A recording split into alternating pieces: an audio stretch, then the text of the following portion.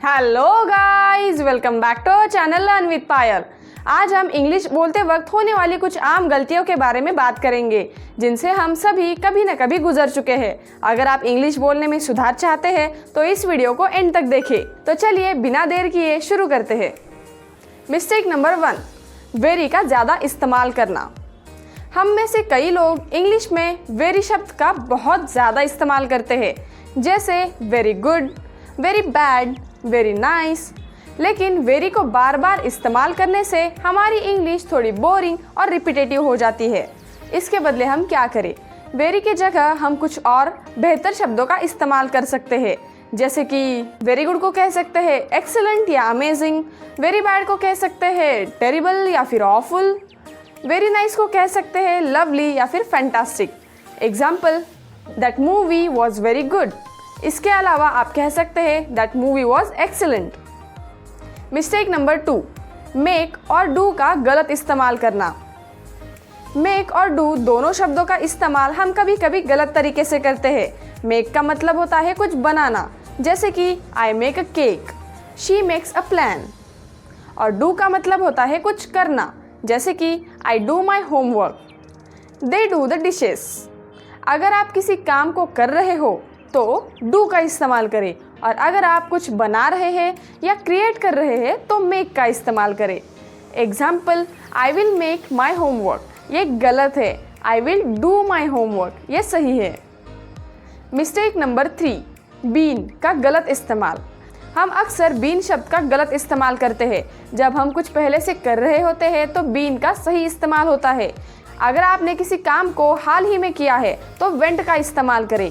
Example, I have been to the market yesterday, ये गलत है। I went to the market yesterday, ये सही है। Mistake number 4, I am agree कहना। हम अक्सर आई एम अग्री कहते हैं, लेकिन यह गलत है। सही तरीका है आई अग्री कहना। अग्री एक वर्ब है और इसे बिना एम के इस्तेमाल करना चाहिए। Example, I am agree with you, ये गलत है। आई अग्री विथ यू, ये सही है। मिस्टेक नंबर 5, सिंस और फॉर का गलत इस्तेमाल। सिंस और फॉर का सही इस्तेमाल बहुत ज़रूरी है। सिंस का इस्तेमाल हम किसी विशेष टाइम पॉइंट के लिए करते हैं, जैसे सिंस 2010, सिंस मॉर्निंग। फॉर का इस्तेमाल हम टाइम पीरियड के लिए करते हैं, जैसे for 2 hours, for a week. अगर आप किसी समय से लगातार कुछ कर रहे हैं तो फॉर का इस्तेमाल करें, और अगर आप किसी विशेष समय को बता रहे हैं तो सिंस का इस्तेमाल करें। Example, I have lived here since 5 years, ये गलत है।